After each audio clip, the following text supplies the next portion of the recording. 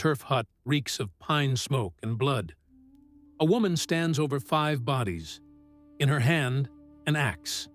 Its iron head drips onto the dirt floor. The dead are all women.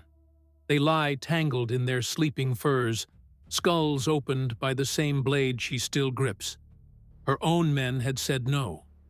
They had killed the husbands without hesitation. But the women, they would not touch. So Freydís Eiríksdóttir, daughter of Erik the Red, pulled the axe from their hands and finished the work alone. This was not a battle for a new world. This was the Viking dream in America turning on itself, thousands of miles from home, on a shore that was supposed to be paradise. It was an execution. The textbooks give you a clean version. The Vikings were pushed out of North America by the people who lived there. Too many of them. Too fierce. The Norse called them Skrælings and blamed them for everything. But that story leaves out the rot at the center. The natives did not cause the collapse. They only lit the match on something already soaked in fuel. The real answer is buried in the frozen ground of Newfoundland, and deeper still, in the bloodline of the one family that led the whole venture. It started with a man exiled for murder. His rage did not die with him. It passed to his children, and it crossed the ocean with them. They carried their own poison west, a pattern of betrayal and killing that ran straight from the father into the sons and the daughter. This is not the story of a failed colony. It is the story of a family built to destroy itself on any land it reached. We follow the blood from a feud in the old country to a frozen hell in Greenland, and then to the coast of a continent that swallowed their ambition whole. They did not discover a new world. They found a new place to bleed. Tell us which city and which country you're watching from in the comments below. And if you believe these stories from our past deserve to be told, take a moment to subscribe and support the project.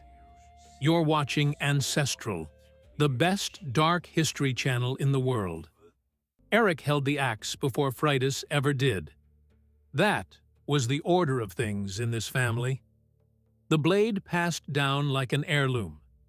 His story is not a tale of discovery. It is a ledger of killings.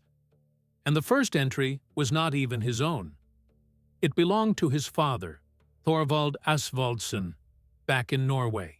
The land was called Jæren, a stretch of open coast in the southwest, where the wind never stops and the soil is thin over stone.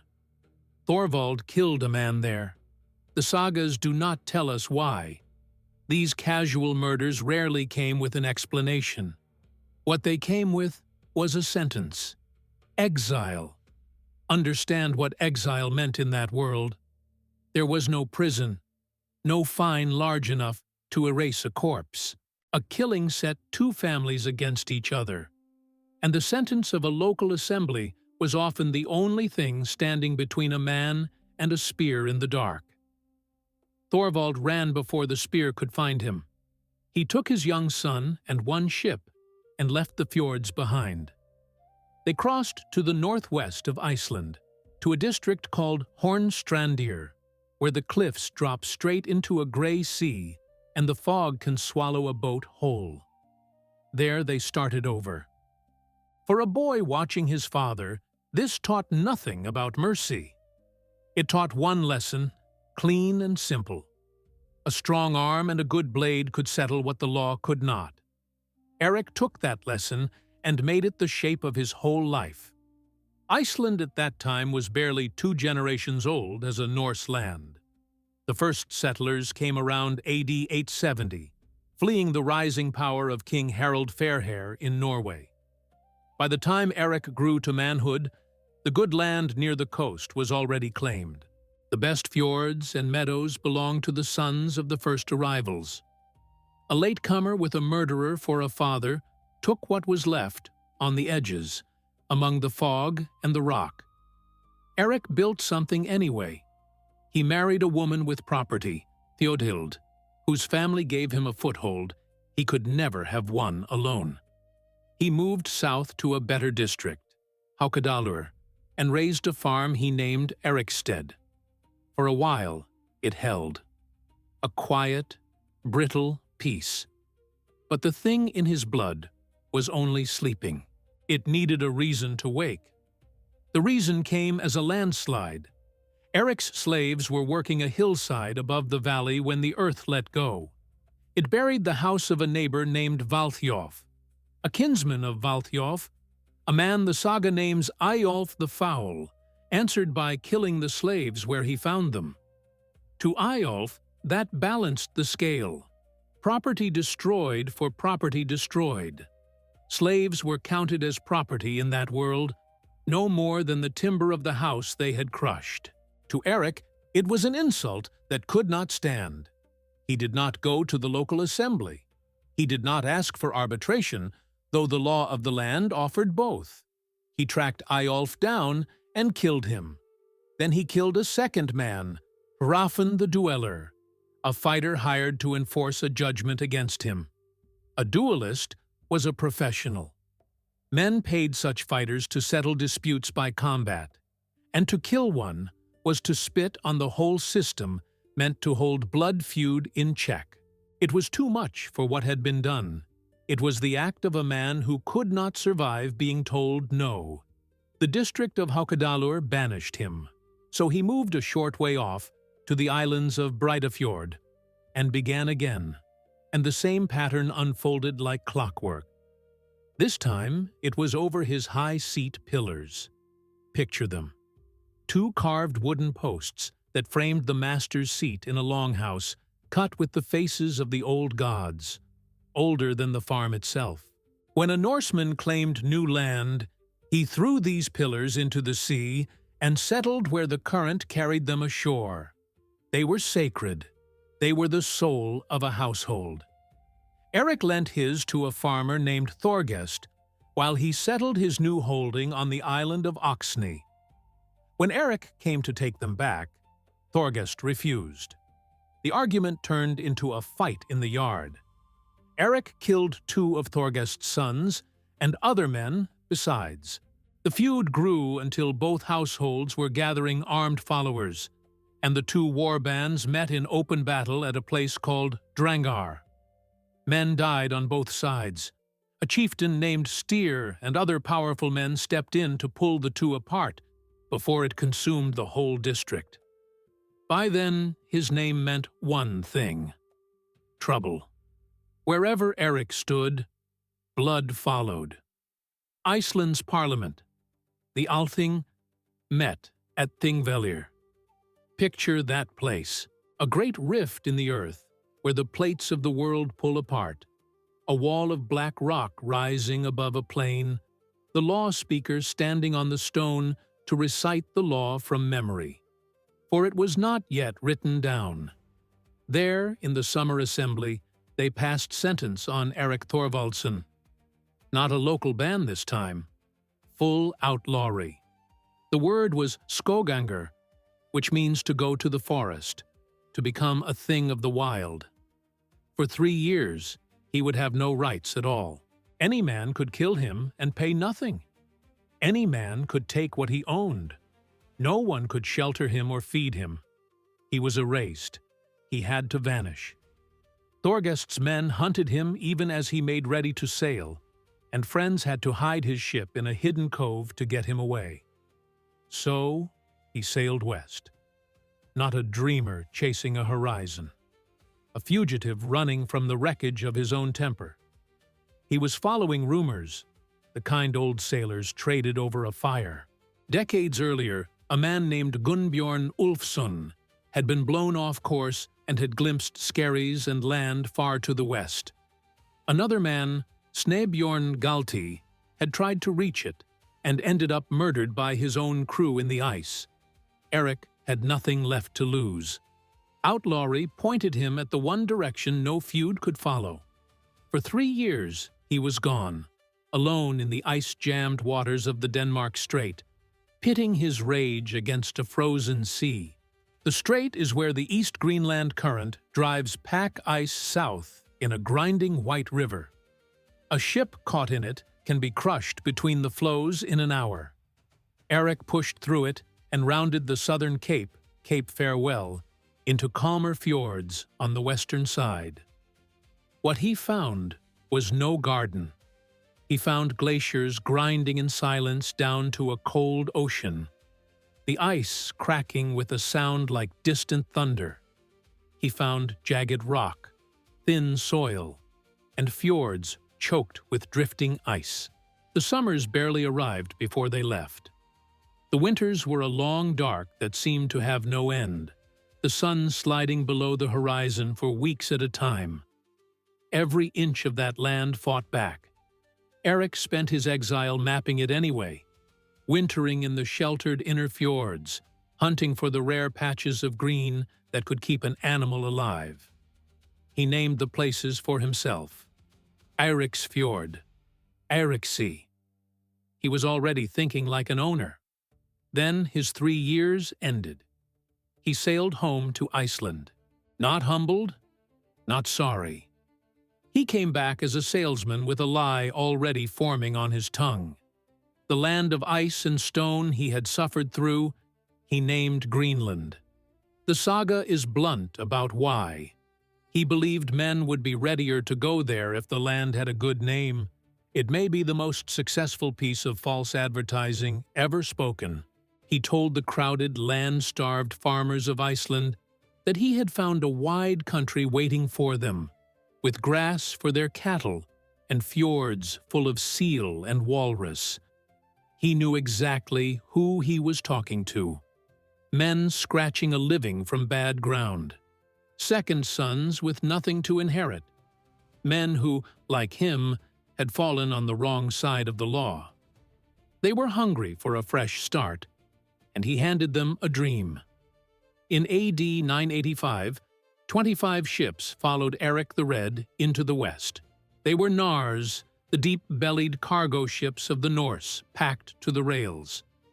Cattle stood tethered in the hold. Sheep and goats crowded the deck. Iron tools, seed grain, timber for the first roofs, and whole families crossing water that had killed better sailors. Only 14 ships arrived. The rest were swallowed by storms or forced to turn back to Iceland, beaten before they began. Some of the lost tried again the following year and made it. The ones who staggered onto Greenland's shore met a truth much colder than the promise. They found life balanced on the last edge of what a human body can take. The land could not grow grain. Every loaf of bread depended on ships that might never come.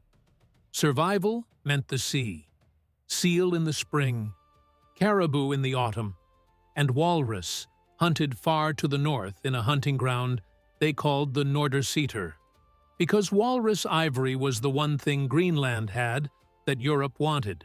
That ivory was the thread that tied this frozen colony to the wider world, and it was thin.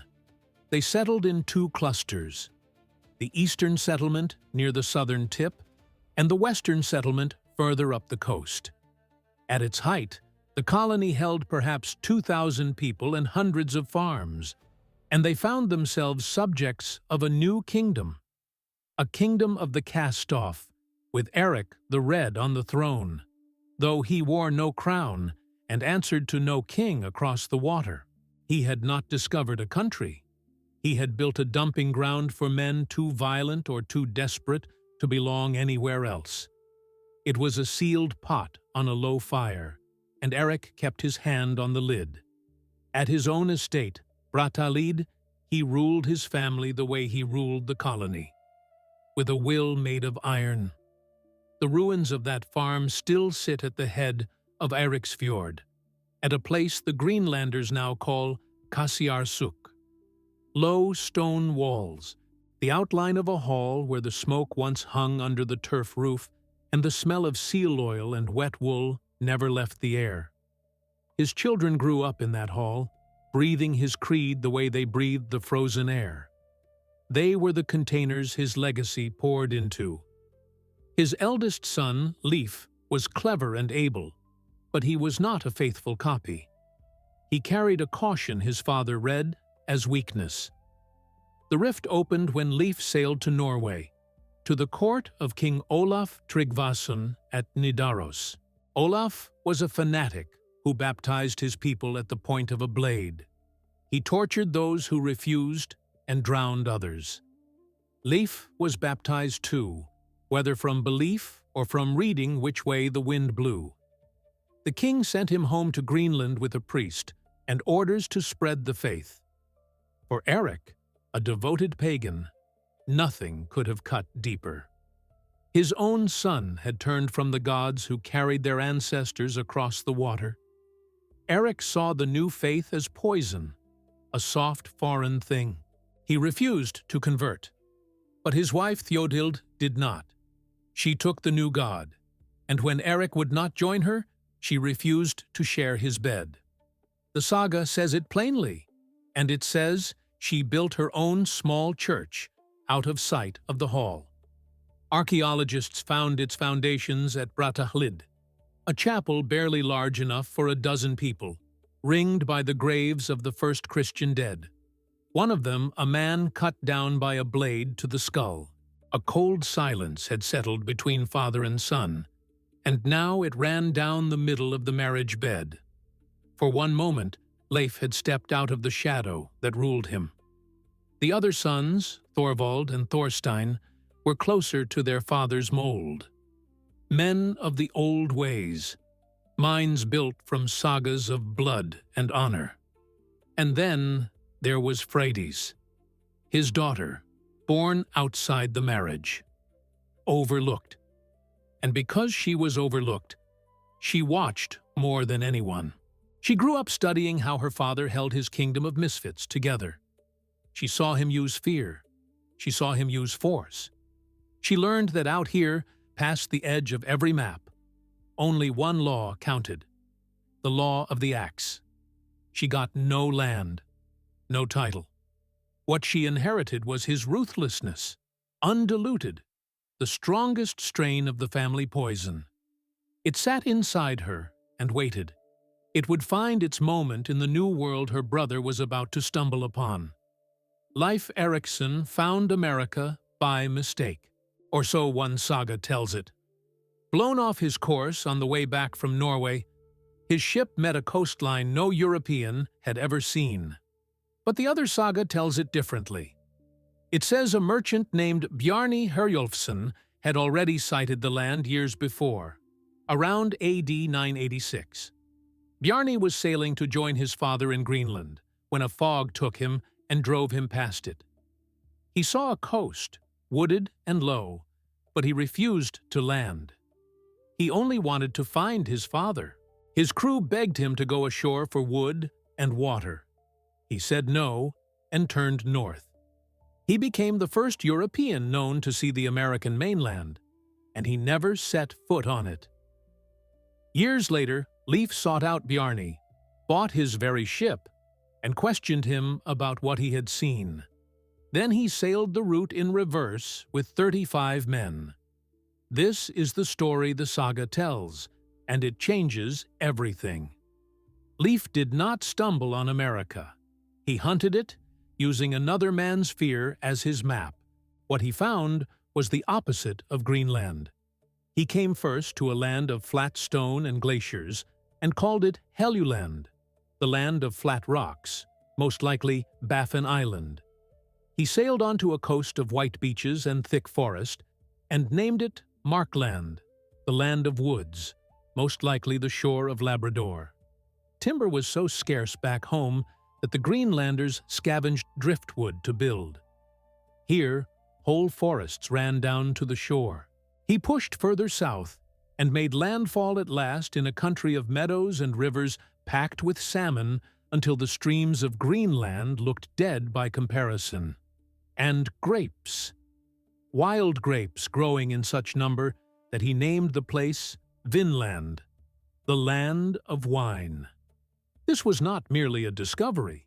It was the answer to every hardship Greenland had ever thrown at them. Endless wood, endless food, a place where staying alive did not mean fighting the ice for every meal. Leif and his crew built a small settlement, a few longhouses to hold out the winter. Nearly 1,000 years later, a Norwegian explorer named Helge Ingstad and his wife Anne Steen, an archaeologist, dug up the proof at a place called Lance o' Meadows on the northern tip of Newfoundland. Turf-walled halls, a forge with slag from smelted iron, boat nails and rivets, a bronze cloak pin, a soapstone spindle whorl that meant women had lived and worked there too. Norse hands had built there, exactly where the sagas said they would. The paradise was real, and a carbon date put it at around the year 1000. They felled trees, gathered fruit, and walked the surrounding country. And after a single winter, Leif loaded his ship with timber and vines and sailed home. He never went back. His men called him Leif the Lucky. Lucky for the rich cargo. Lucky for pulling a shipwrecked crew from the water on the way home. 15 souls off a reef, a rescue that earned him the name. But maybe his real fortune was his judgment. Maybe Leif, the Christian son, the one who had already broken with his father's bloody gods, looked at that paradise and did not see a home. He saw a grave. He knew his family. He knew the Greenlanders. He knew they would not carry trade and order across the ocean. They would carry their feuds, their hunger, and their axes. They would make this new world into another killing ground, the way they had made Iceland into one. Leif took his profit and walked away from the rest. He chose to be a trader, not a conqueror. You are watching a story that has been buried on purpose, hidden under a myth of noble explorers. Read the sagas closely, and a darker shape rises to the surface. The rot at the heart of this family. The flaws that doomed their finest achievement. If you believe history should be a reckoning and not a comfortable lie, then you already think the way we do. We keep a private community for people like that. Our inner circle. We call it the lineage. Joining does more than support the channel. It puts you on the team that funds these investigations and keeps these stories being told with the care they deserve. It keeps us independent enough to take on the subjects others avoid. If you belong here, join the ranks. The link is in the description. Back in the hall at Brattahlid, no one spoke of anything but Vinland. The timber Leif brought home was a wonder. The stories of forests without end and grapes growing wild went to men's heads like drink. But for Thorvald, Leif's younger brother, those stories tasted like bile. He watched his brother count his profits and take the praise. And where others saw wisdom, Thorvald saw a coward. Leif had stood on the shore of a whole continent, a gift from the gods, and done nothing. He had treated it like a raid, a quick grab and gone, not a legacy to be seized and held. To Thorvald, the family's honor had been thrown away. One evening, the pressure cracked. Thorvald faced his brother across the hall. Firelight on the smoke-blackened beams. The men fell quiet over their cups. He called Leif's voyage lazy and half-finished. He would go himself. He would finish what Leif had left undone, and he did not ask for a ship. He demanded Leif's own longship, the one that had already cut through the Vinland currents. "I want your ship, brother," he said. "It already knows the way." Leif agreed, tired of the fight, or knowing there was no winning it. Thorvald gathered 30 men. He was not sailing to map a coast or trade with the people who lived there. He was sailing to take what his brother had been too careful to hold. He was going to plant his family's mark in that new world the only way he understood. He did not know the land was already full. He did not know that beyond the forests waited a people the Norse had never seen. In numbers, no 30 men could answer. He was sailing toward them with an axe in his hand, and no idea what was watching from the trees. in blood. Thorvald Erikson and his 30 men reached Leif's old camp, Leif's Budir, the booths of Leif. They wintered there, in the turf halls their kin had raised. The sea fed them without a fight. Cod hung drying on frames until the racks bent with the weight. The forest ran green and silent to the edge of sight, deeper than any wood in Greenland or Iceland, where a man could burn driftwood his whole life and never see a standing tree. Here the timber grew thicker than a man's waist. Salmon crowded the river so thick the crew could take them by hand. It was quiet in a way these men had never known. But quiet meant nothing to them. When the ice broke, they split their force. One party took the ship's small boat west along the coast and found a country of white sand and thick timber. They came upon a wooden grain store standing on the ground. Someone had built it. Someone had been there before them and left. They took it as a curiosity and rowed on. Thorvald took the main crew east in the longship.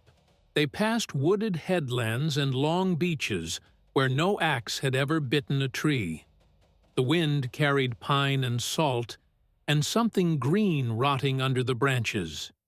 The ship ran aground on one cape and split its keel, and they beached it to cut a new one and set the old broken keel upright in the sand as a marker. They named the place Kjalarnes, the ness of the keel. Then they rounded another point and saw 3 shapes on the sand. They pulled closer. The shapes were canoes, hide stretched over frames of split wood, turned belly up on the beach. And under each one, men were sleeping. 3 under each hull. 9 in all. Their paddles lay across the sand where they had dropped them. A fire had burned down to gray ash nearby. These were the first people the expedition had ever met. The Norse had a word ready for them. Skrælings. It might have meant wretches. It might have come from an old word for dried skin. Either way, it was not a name you gave to an equal. In the sagas, the word carries the same weight the Romans gave to barbarous, a thing set outside the circle of men. We cannot know what moved through Thorvald in that moment. The 9 men slept on. They had not heard the ship round the point. There was no spear raised, no cry of alarm. A different man might have seen a chance to trade. His brother Leif might have simply let them sleep and sailed past. But Thorvald was Erik the Red's son. He had grown up in a hall where a man's worth was counted in the men he had put in the ground. He looked at 9 sleeping strangers and did not see men at all. He saw a chance to show what he was. He gave the order. Take them. It was not a battle. The Norse wore ringmail and carried pattern-welded steel, blades folded and hammered until they could shear bone. They came down on the sleepers with axe and sword before the eyes could open. 8 died on the beach, their blood soaking into the pale sand and running to the tide line. One was quick. He rolled out from under his canoe, twisted past a swinging blade, and ran for the trees. He was gone into the green before they could reach him. The Vikings stood over the dead. 8 bodies. Their first act in this new country. Not a word, not a gift, a slaughter on the sand. Then they climbed a nearby headland to look out over the land they meant to own. From up there, the fjords opened below them, timber to the horizon, water bright with fish. Thorvald said aloud that this was a fair place, and here he would build his farm. He felt untouchable on that height, above the trees and the water and the dead. They were already dead men. They just did not know it yet. The one who ran did not hide. He ran for his people. And from the headland, Thorvald saw it come. A ripple on the water. Then another. then the whole inlet, crawling with canoes. The saga says they were beyond counting, scattered on the water like lumps of charcoal shaken across a hide. They slid out from every cove and creek, and turned toward the headland as one dark mass, and above the water rose a sound the Norse did not know. A high, wavering cry passed from throat to throat. The ghost he had made with that killing had come back, and it had brought a nation. The Norse scrambled down the slope and ran for the ship. They locked their shields rim over rim, the Skjaldborg, the shield wall. This was the wall that had emptied the monastery of Lindisfarne in 793, when raiders dragged monks into the surf and drowned them and stripped the altars of their gold. It was the wall that turned the rivers of Francia into roads for slaughter, that had laid siege to Paris.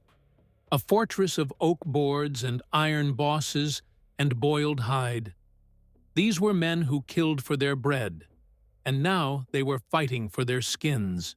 The air filled with stone points and arrows fletched with feather. The attackers drove their canoes in fast, low in the water, circling the ship, loosing shaft after shaft into the wall of shields. The saga keeps one detail the Norse never forgot.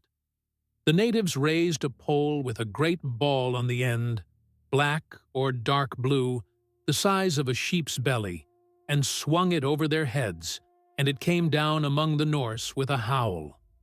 A war sign, a thing of noise thrown before the arrows. To the Norse it was a close and choking fight. 30 men against a number without an end. But the wall held. Mail turned the stone points. Their own spears found flesh across the gunwales. For all their numbers, the attackers could not crack the line. Then the assault thinned. The canoes drew back and slid into the shoreline as fast as they had come. The Norse lowered their shields and stood there breathing hard, sweat cutting tracks through the grime on their faces, their hands locked white around the grips. They had won. They had met the fury of this land and outlasted it. One arrow came late, a single shaft from the trees, loosed after the rest had gone quiet. It rose in a high arc, cleared the shields, and dropped under the rail of the ship. It found the one gap in the armor, the soft place beneath a raised arm where the mail parts when a man lifts a weapon. It struck Thorvald in the side and buried deep between the ribs. He staggered. He looked down at the feathered shaft standing out of his mail. He knew what it was.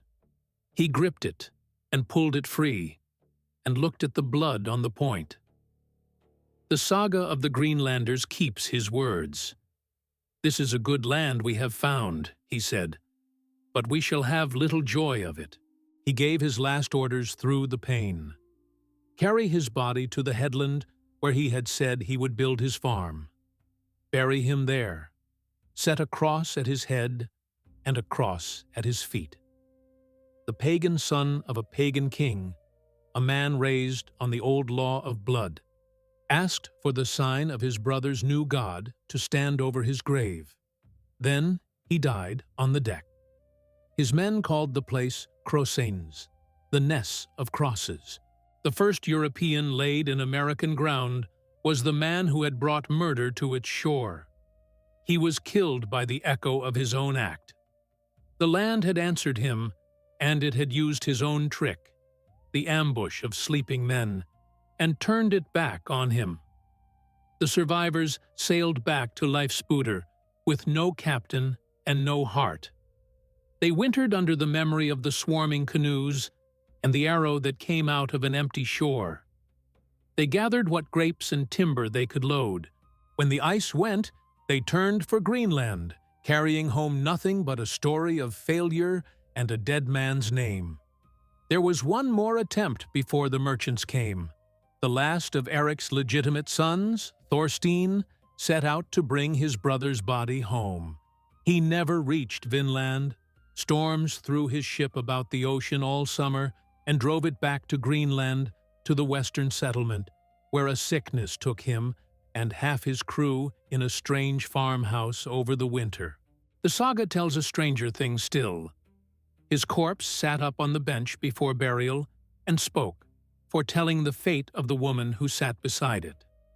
Her name was Gudrid. Remember her. She was not finished with this story, because another man was already coming, and Gudrid was at his side.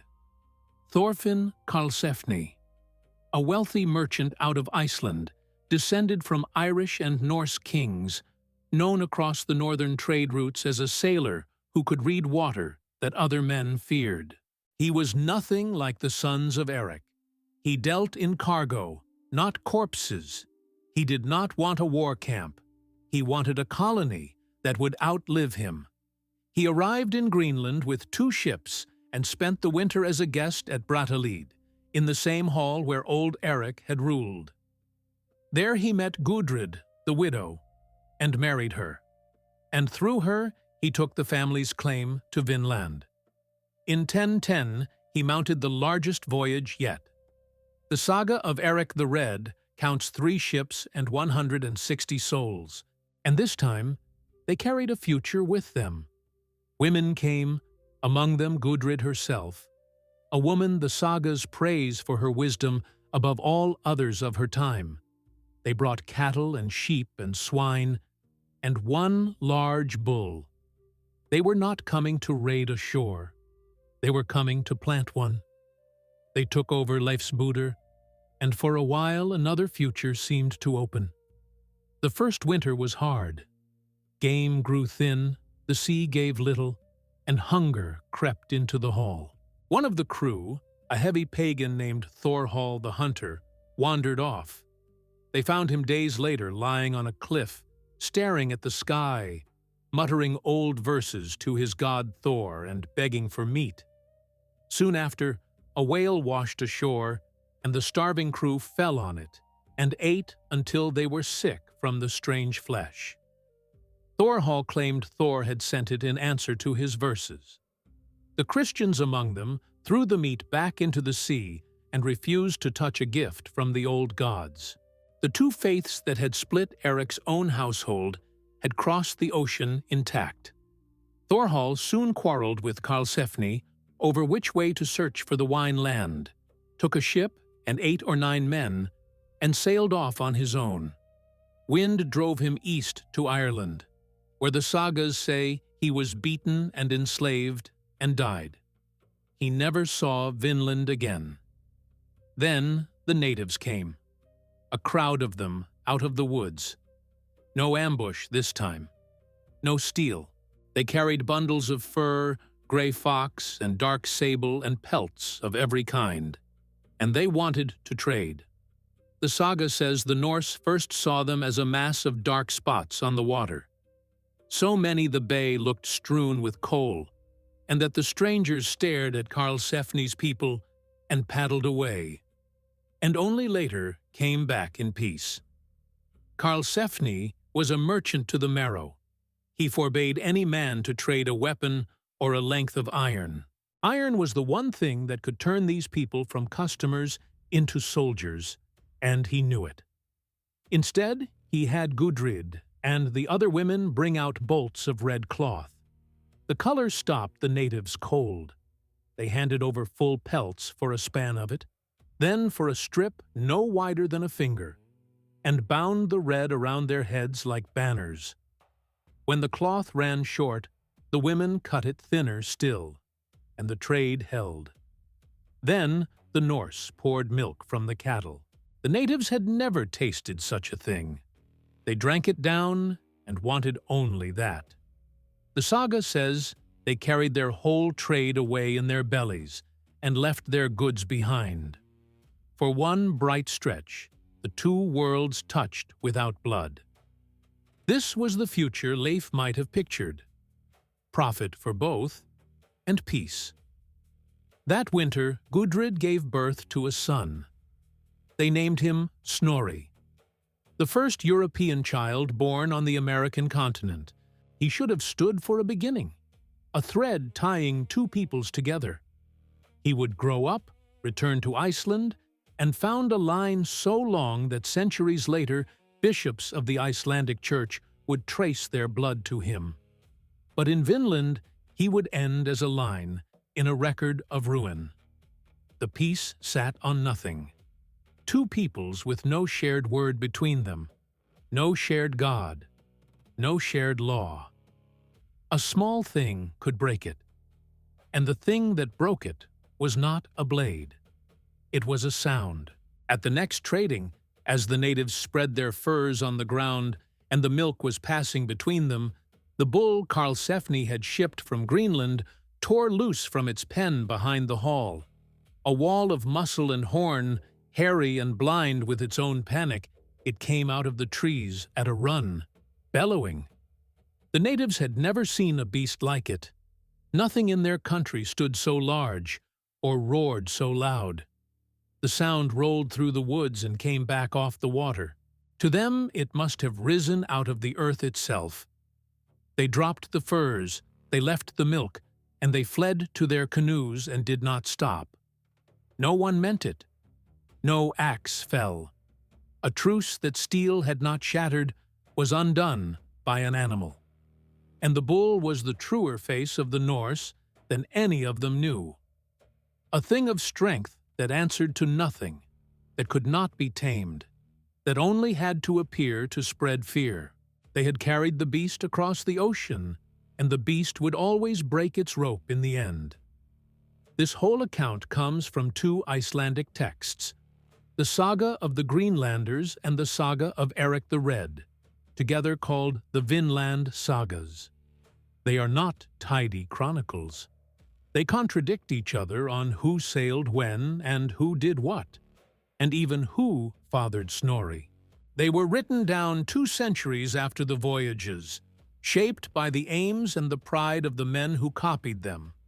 Some of it meant to raise up Gudrid's descendants, who had climbed to power in the Icelandic Church.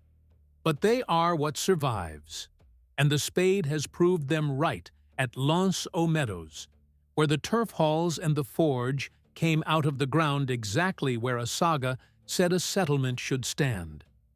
They are the Norse looking into their own dark and setting it down on calf skin. The finest modern translation and study of these sagas sits in a single heavy volume that shaped this whole investigation, every date, every contradiction, every hard truth of the Vinland voyages held in one book. If you want the full weight of this story in your hands, you can own it now. Click the View Products button on your screen. We have also gathered relics and pieces drawn from this age. Open the shelf on your screen and look through them while the story runs. Find the artifacts that finish your collection. The natives were gone. 3 weeks of silence. Karlsefni was no fool. He read the quiet for what it was and set his men to work. They drove stakes into the ground on the near bank of the lake to force any attackers into a narrow line where numbers would count for less. And they waited. When the natives came back, they did not carry fur. They carried weapons. Karlsefni watched them break from the tree line, a war party wider than any the Norse had seen, their canoes crowding the bay once more, that same dark pole with the swinging ball raised above the water and turning against the sun. The dream of a quiet colony was finished. The bull had shown them the truth of these strangers. Wild, dangerous, men who kept monsters at their heel and cut men down in their sleep.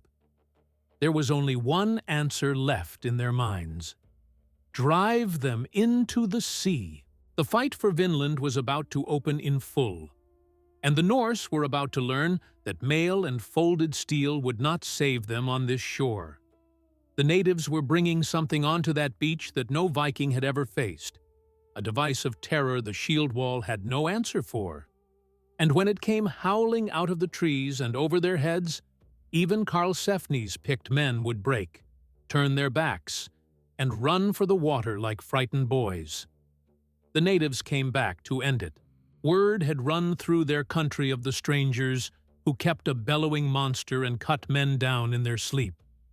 They came out of the forest in order this time, not a mob, but a line, and behind them the bay filled again with hide canoes until the water looked strewn with coal.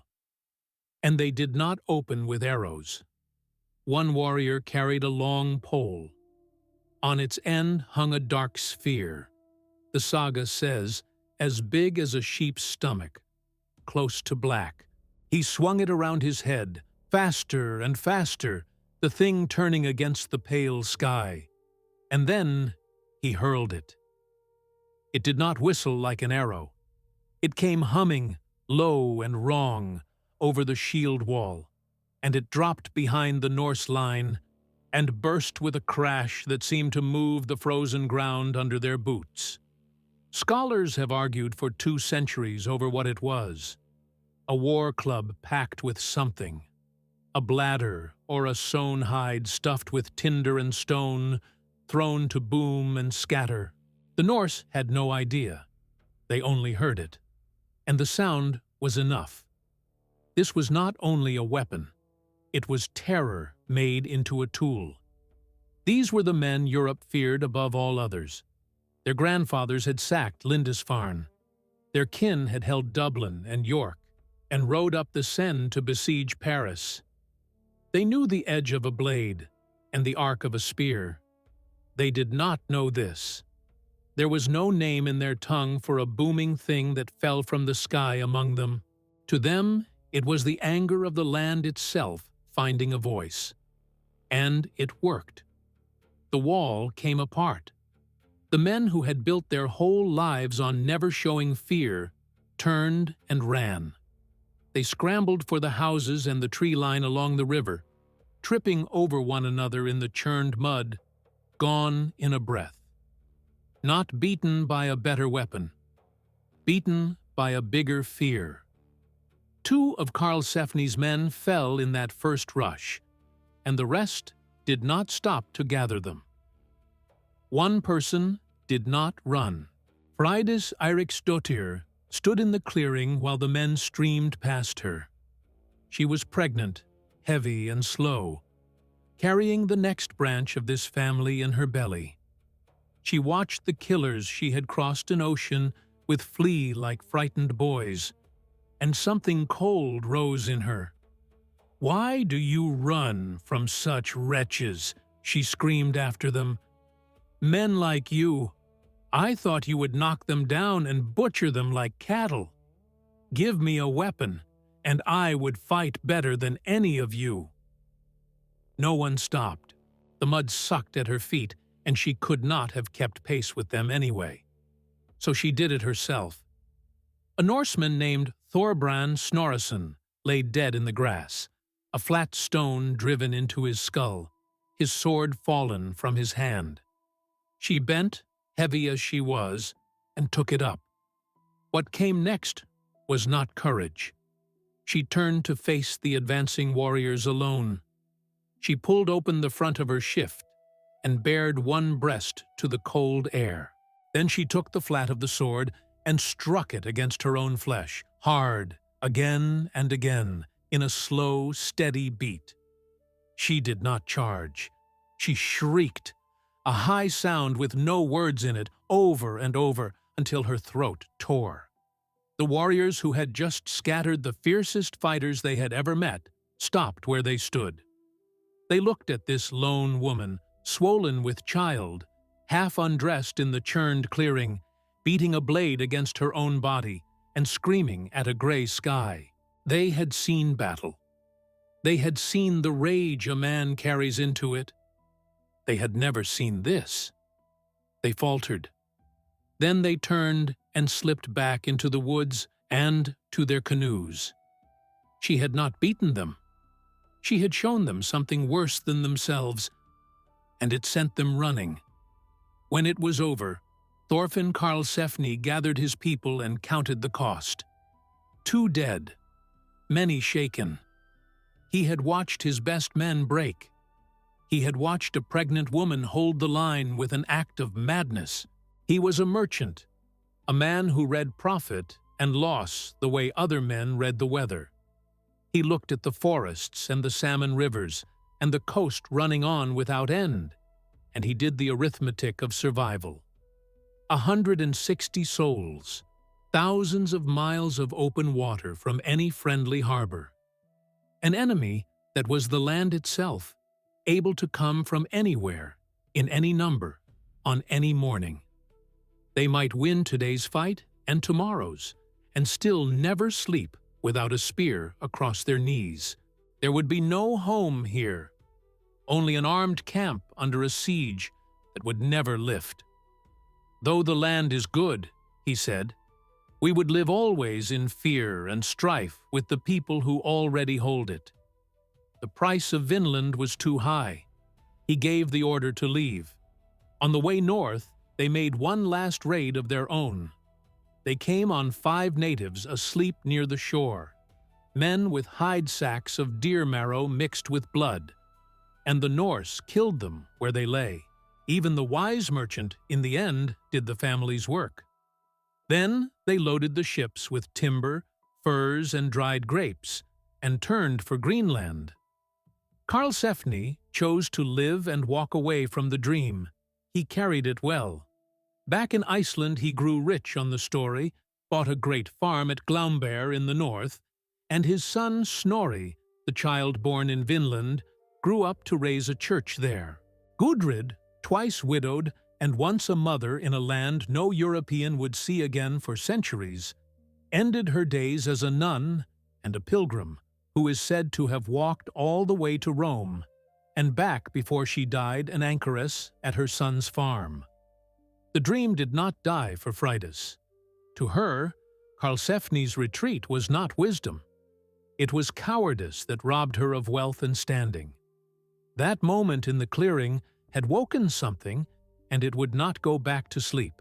Back in Greenland, she found 2 Icelandic brothers newly arrived with their own ship and a full crew, Helgi and Finnbogi.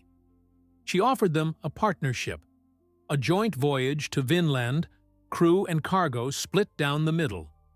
They wanted the fame and the timber and the tales, and they said yes. The treachery started before the ships touched the water. Freydís went to her brother Leif and asked him for the houses he had built at Leifsbudir. He would lend them to her. He would not give them. The first crack showed there, in that single word held back. Freydís was not a woman who forgave being told no. Each side agreed to bring 30 fighting men, and women besides. But Freydís slipped 5 extra men aboard her own ship and hid them below the deck boards until they were far out on the open sea. From the first, she was not planning a partnership. She was planning to take the whole thing, and she had already stacked the count of armed men in her favor before they lost sight of land. They reached Vinland at the end of summer, and she moved at once. When the brothers came up to Leifsbudir with their crew, they found Freydís already settling her people into Leif's houses, her goods carried in ahead of theirs. She used her brother's name like a blade.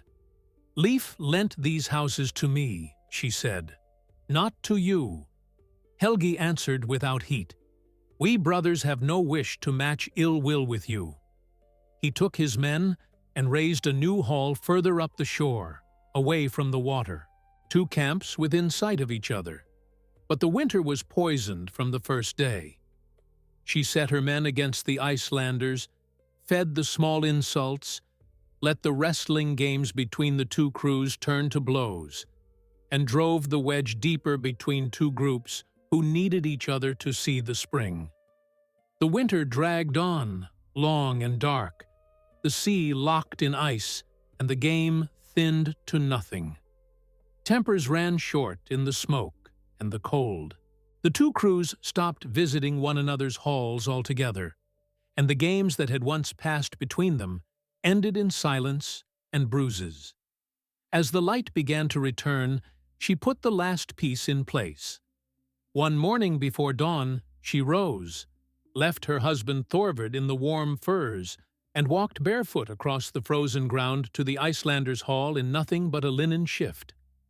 The frost bit her feet raw, and the dew soaked the hem to the knee. Finnbogi was awake, lying against the outer wall away from his sleeping men. He came to the door. "What do you want here, Freydís?" he asked, half asleep, seeing his partner alone at his threshold in the cold before light. She told him she wished to trade her larger ship for their smaller one to make the crossing home lighter. He said he could see no harm in it, and agreed. She turned and walked back the way she had come. Her feet were like stone, and her shift was wet through when she climbed under the covers. Thorvald woke. "Why are you so cold and so wet?" he asked. This was the moment she had built the whole winter toward.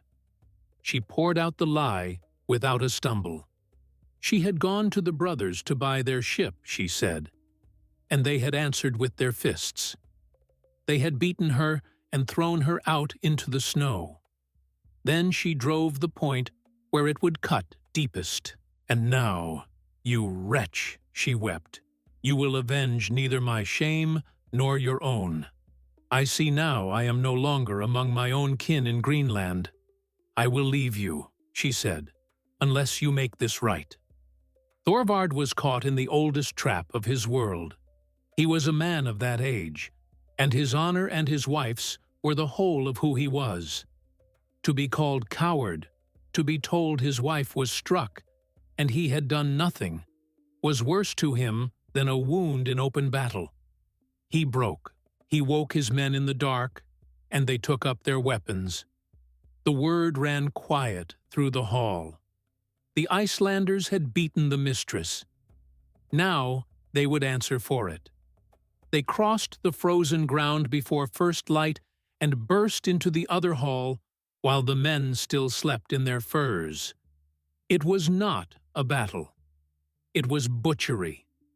They seized the Icelanders one at a time in the dark, bound their hands behind their backs, and dragged them out into the cold. And one at a time, they killed them in the snow while Freydís stood and watched her own breath cloud the air. Helgi and Finnbogi, and every man with them. Not one was left breathing when the sun came up over the trees. But when the men were dead, the killing stopped. 5 women remained inside the hall. Thorvald's men stood over them in the doorway with axes still wet, and they would not move. They had killed the men who were said to have shamed their leader. That was the account settled by their reckoning. They would not cut down women who had raised no hand against anyone. Their own code, soaked as it was in blood, still held one edge it would not cross. Freydís had no such edge. "Give me an axe," she said. The words dropped into the silence of the morning and hung there in the cold. No one stirred. No man would put the weapon in her hand. So she pulled it from the grip of one of them and walked into the hall alone, where the 5 women huddled together against the far wall, weeping over the sound of what had been done to their husbands. She came out again a few minutes later. The axe hung in her hand and dripped onto the trampled snow. She had done the work herself, all 5 of them. The curse of Erik the Red, that began with a nameless man killed in far-off Norway 2 generations back, had reached its clearest and coldest form. Not honor now, not land, not even survival, for there was no enemy at the door and no war cry in the trees. Murder for cargo and a bigger ship, carried out by his own daughter, in the country that was meant to be a fresh beginning for them all. The dream of Vinland ended there, in the blood of men and women who had trusted the wrong partner and crossed an ocean to die at Norse hands, not native ones. Freydís sailed home in the spring on the larger of the 2 ships, loaded with the goods of the people she had killed. She handed out rich gifts to her crew and promised death to any of them who ever spoke a word of what happened at Leifsbudir. For a while the silence held. But a story that size does not stay buried under gifts and threats. Whispers moved through the settlement and followed her from farm to farm across the fjords, until they came to the one man she could not silence. In time they reached Leif. He was chieftain of Greenland now, master of Brattahlid, the man who spoke the law after their father was gone. He had 3 of her crewmen seized and put to torture until the whole of it came out. The lie in the dark, the false wound, the men dragged from their furs and killed in the snow, and his own sister at the end of it with an axe in the women's hall. The saga says the truth sickened him. He knew what the law asked of him. He could not do it. "I have not the heart," he said, "to give my sister Freydís the punishment she has earned." He let her live. The rot had reached even him, the one son who had seemed to slip free of the poison, the Christian who brought a priest across the sea to a pagan father.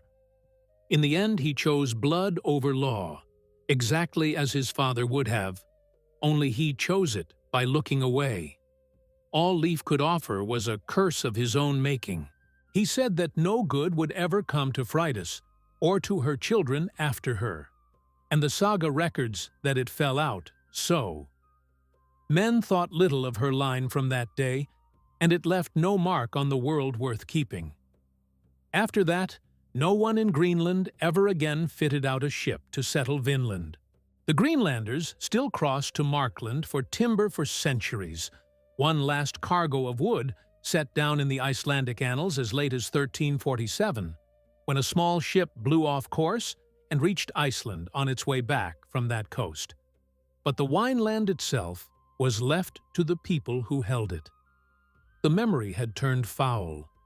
A paradise remembered as the place where the family had turned its axes on its own. The Greenland colony that Erik had founded on a lie outlived them all, then died slowly over the centuries. The climate cooled as what men now call the Little Ice Age crept in. The pack ice pushed south and closed the old sailing routes.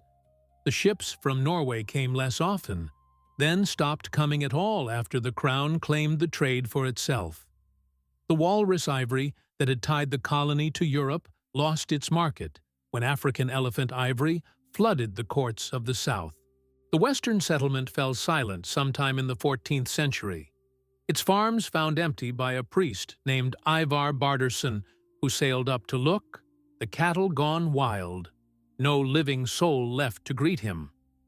The last written word from the eastern settlement is the record of a wedding at Valsey Church in September 1408.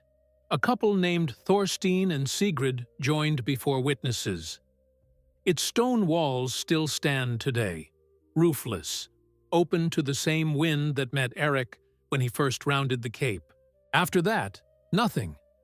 The turf halls emptied. The bones stayed in the frozen ground. In 1960, at Lonso Meadows on the northern tip of Newfoundland, a Norwegian couple changed history. Helge Ingstad, an explorer, and his wife Anne Stein Ingstad, an archaeologist, followed the sagas and a local fisherman's word to a low grassy terrace above a shallow bay. Under the turf they found the walls of 8 Norse buildings, a smithy with iron slag and a furnace, a stone-lined cooking pit, and small things that settled the matter beyond argument. Boat rivets, a bronze ring-headed cloak pin, a stone spindle whorl and a bone-knitting needle, the tools of women's work, proof that families and not only raiders had lived on that shore. The dating placed it in the early 11th century. One later study read the mark of a known solar storm in the growth rings of wood the Norse had cut with metal blades, and fixed the year of felling at exactly 1021. The science does not argue. They were there. The Norse reached the shores of America 5 full centuries before Columbus ever set a sail. But the ground can only tell us what happened and when. The why comes from the sagas, written down 200 years later by the descendants of the very people in them. Why the venture failed. They were not crushed by a stronger foe. The natives outnumbered them, yes, but a shield wall had held against worse on 100 European fields. They were not swallowed by the sheer size of the continent. They were undone by a darkness they had carried across the ocean inside themselves. It ran in one bloodline from a killing in Norway, to the murder of sleeping men on a beach, to an axe swung in a women's hall in the snow. The land did not defeat them. They brought their own destroyer with them, and they seated him at the head of every table they ever built. Thank you for staying with this story all the way to the last word. If it reached you, subscribe to the channel, tap the like, and send it to one person who deserves the real history of our ancestors and not the polished version. You've just watched another premium documentary by Ancestral, your ultimate history hub on YouTube. The video waiting on your screen right now is your next step into the dark. Click it. Watch it now. Keep walking with us.